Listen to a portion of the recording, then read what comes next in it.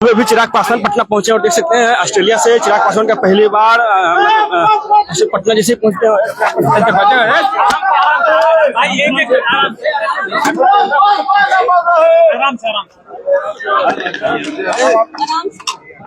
आराम से चिराग जी जेपी नड्डा बिहार दौरे पे आए थे। उन्होंने कहा क्षेत्रीय पार्टी को समाप्त करना है, परिवारवाद वाली पार्टी है उसे खत्म करना है। कैसे देखते हैं इसको? देखिए, पार्टियां और नेता सिर्फ और सिर्फ जनता बनाती है। ये भारतीय जनता पार्टी की आइडियोलॉजी का एक हिस्सा रहा है, उस पर मैं कोई टिप्पणी नहीं करूंगा। पर अंतोगत्वा मुझे लगता है कि तमाम बातें जनता के हाथ में है। जनता किस राजनीतिक दल को देखना चाहती है। भाई, मेरी पार्टी को समाप्त करने का तो पूरा प्रयास किया, पूरा षड्यंत्र मौजूदा मुख्यमंत्री के द्वारा रच ही दिया गया था।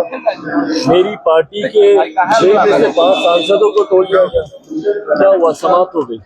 आज भी जिस तरीके से जनता का प्यार मेरे कार्यक्रमों में आप देखिए, जिस तरीके से मुझे मिलता है, अंतोगत्वा मैं मानता हूँ जनता ही आपको बनाने वाली है, जनता ही आपको समाप्त करने वाली होती है। ऐसे में उनकी पार्टी की एक आइडियोलॉजी जरूर है, उस पर मैं कोई टिप्पणी नहीं करूंगा। उनकी वो सोच हो सकती है, पर अंतोगत्वा मेरा विश्वास जनता पर। बिहार सरकार के मंत्री है श्रवण कुमार, उन्होंने आपको बच्चा बताया है, राजनीतिक बच्चा बता दिया है और आपके क्षेत्र में इन दिनों लगातार वो जा रहे हैं। भाई, कोई बात नहीं, मुझसे उम्र में बहुत बड़े हैं। अगर मुझे बच्चा मानते हैं तो उनका आशीर्वाद मुझे मिल जाए, यही बहुत है। वो कह रहे हैं से आपको सीखने की जरूरत है।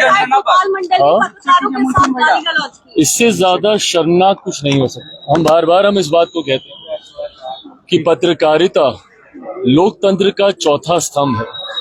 ऐसे में पत्रकारों पे किया गया कोई भी हमला, ये लोकतंत्र पे ही किया गया हमला।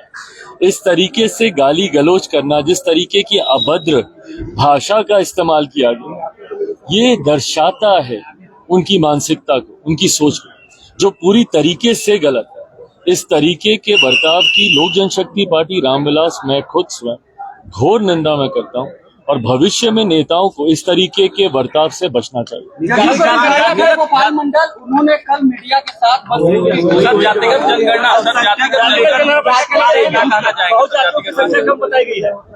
भाई, बिल्कुल सही बात है, बहुत जातियों की संख्या कम बताई गई है। उस वक्त हम ऑस्ट्रेलिया में थे जिस दिन ये जातीय जनगणना के आंकड़े सार्वजनिक किए गए, और हमने उस दिन भी इस ऐतराज को हमने दर्ज कराया था। पहली बात तो भैया, ये जनगणना कैसे हुई किसी को नहीं पता, किसी को इस बात की जानकारी नहीं है। आप अधिकांश लोगों से पूछ लीजिए राह चलते हुए, बल्कि मैं चाहूंगा कि आप लोग ये सर्वे कीजिए, मीडिया के साथ ही जाएं, कैमरा लेकर पूछें, आम जनता से पूछें कि क्या आपके घर कोई आया था, क्या आपसे पूछा गया था। भाई, हम लोग भी राजनीतिक दल के हम लोग हिस्सा हैं, बड़ी संख्या में कार्यकर्ता हम लोग के साथ जुड़े हुए हैं। अधिकांश कार्यकर्ता ये बोलते हैं कि भैया हम लोग क्या कोई नहीं आया पूछने। तो ऐसे में ये जनगणना हुई कैसे? जिस वक्त इस जनगणना के प्रोसेस को तैयार किया जा रहा था, उस वक्त भी हमने कहा था कि एक सर्वदलीय बैठक बुलाइए, नहीं तो इसका भी हाल शराबबंदी जैसा होगा। और उस सर्वदलीय बैठक में हर पार्टी का राय मशवरा लिया जाना चाहिए कि इस जनगणना को कैसे किया जाए, ताकि सही आंकड़े सरकार के पास आए। और उसके बाद आज जिस तरीके के आंकड़े सामने आए हैं, ये पूरी तरीके से दर्शाते हैं कि भैया एक जाति विशेष को आप लाभ पहुंचाना चाह रहे हैं। जिस समीकरण की आप बात करते हैं, जिस समीकरण के सहारे आपने लंबे समय तक बिहार को बर्बाद करने का आपने काम किया, उसी समीकरण को आप बढ़ा चढ़ाकर आप दिखाना चाहते हैं।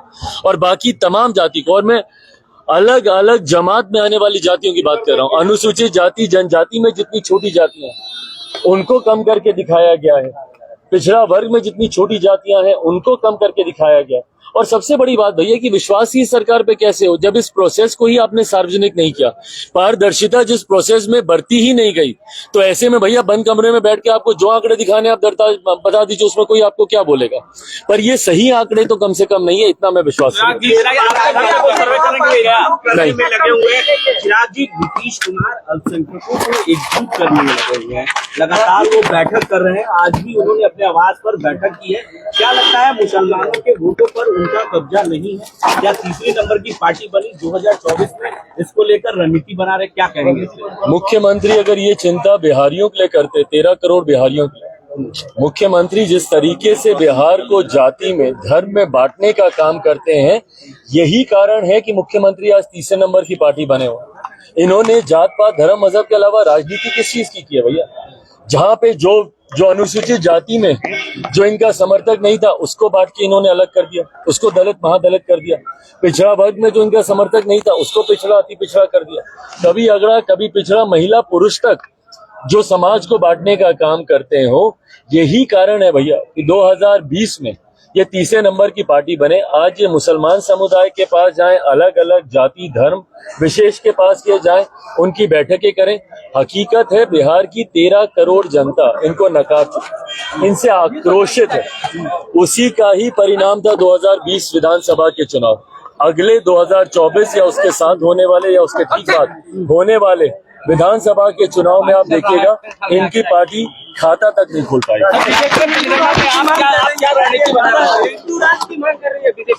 भाई आज से थोड़ी कर रही है, ये तो इनका पुराना एजेंडा। सर, व्यक्तिगत जनगणना पर आप क्या करेंगे? आपकी पार्टी क्या करेगी? भाई हम लोग चाहते हैं कि दोबारा से होना चाहिए और सही आपने चिराग पासवान क्या करे थे वो आप सुन रहे हैं लगातार लाइव के माध्यम से। लगातार चिराग पासवान का जातिगत जनगणना पे क्या स्टेटमेंट था, उन्होंने कहा, आप देख सकते हैं अभी भी चिराग पासवान जो है ऑस्ट्रेलिया के दौरे से पटना लौटे हैं और बड़ा ही गंभीर आरोप जो है मुख्यमंत्री नीतीश कुमार पर करते हुए चिराग पासवान का जो है लगातार जो है आरोप जो है नीतीश कुमार पर लगता रहा कि नीतीश कुमार किसी खास जाति की बात करते हैं, समुदाय की बात करते हैं। तो उनका क्या स्टेटमेंट है वो आप सुने।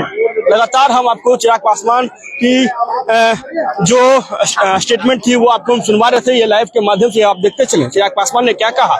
और बाकी खबरों के लिए भी बने रहे बिहार झारखंड लाइव टुडे के साथ। बहुत बहुत धन्यवाद। पटना एयरपोर्ट से केशव सिंह की ब्यूरो रिपोर्ट। Thank you.